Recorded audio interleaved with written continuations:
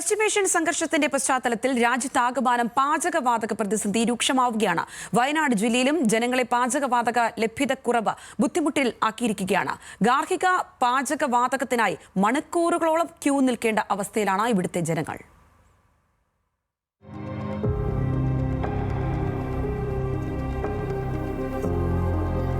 ഇത് ജില്ലയിലെ ഗ്രാമപ്രദേശമായ പുൽപ്പള്ളിയിൽ നിന്നുള്ള ദൃശ്യങ്ങളാണ്. സാധാരണ വീടുകളിൽ നേരിട്ടെത്തിച്ചിരുന്ന ഗ്യാസ് സിലിണ്ടറുകൾ ലഭിക്കാൻ ഇപ്പോൾ പൊതുസ്ഥലത്തെത്തി മണിക്കൂറുകളോളം ക്യൂ നിൽക്കേണ്ട അവസ്ഥയാണ്. മൊബൈൽ ഫോൺ വഴി ബുക്ക് ചെയ്ത് പാചകവാതകം ലഭിച്ചിരുന്നിടത്ത് സംഘർഷം കനത്തതോടെ ഏജൻസികളെ നേരിട്ട് സമീപിച്ചാൽ മാത്രമേ ഗ്യാസ് സിലിണ്ടർ ലഭിക്കൂ എന്ന സ്ഥിതിയായി.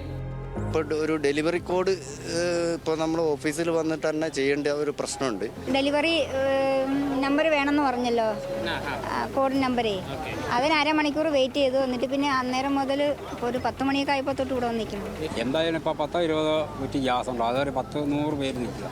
വരാതെ വരുന്ന വണ്ടി ഇങ്ങോട്ട് കയറ്റി നിർത്തിയിട്ട് ആ ഗ്യാസ് ഒന്ന് കൊടുത്താൽ മതി, പ്രശ്നം തീരാനുള്ള തെളിവ്. ഗോഡൌണിൽ പോയിട്ടാണ് ഞാനിപ്പോൾ വരുന്നത്. ഓട്ടോറിക്ഷ വിളിച്ച് 280 രൂപ വണ്ടിക്കൂലി കൊടുത്തിട്ട് ഇപ്പം ഇവിടെ വന്നപ്പോൾ ദേ ഇങ്ങനെ എന്നെ ചെയ്യും.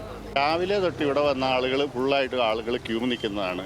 ഇപ്പോൾ ഇവിടെ ഗ്യാസ് ഒരു ലോഡ് ഫുൾ ലോഡ് ഇവിടെ വന്നിട്ടുണ്ട്. പക്ഷെ അന്നേരം ഇവിടെ ആരോ പരാതിപ്പെട്ട് എറണാകുളത്തേക്ക് പരാതിപ്പെട്ടതിൻ്റെ ഭാഗമായിട്ട് ഇവിടെ വിതരണം ചെയ്യാൻ പറ്റില്ല എന്നാണ് ഇപ്പോൾ പറയുന്നവർ. സാധനം ഇല്ലാത്തതുകൊണ്ടല്ല, ഫുൾ ലോഡ് സാധനം ഇവിടെ വന്നിട്ടുണ്ട്, പക്ഷെ കൊടുക്കുന്നില്ല. അതാണ് ഇപ്പോൾ ഇവിടെ നടക്കുന്ന കാര്യങ്ങൾ.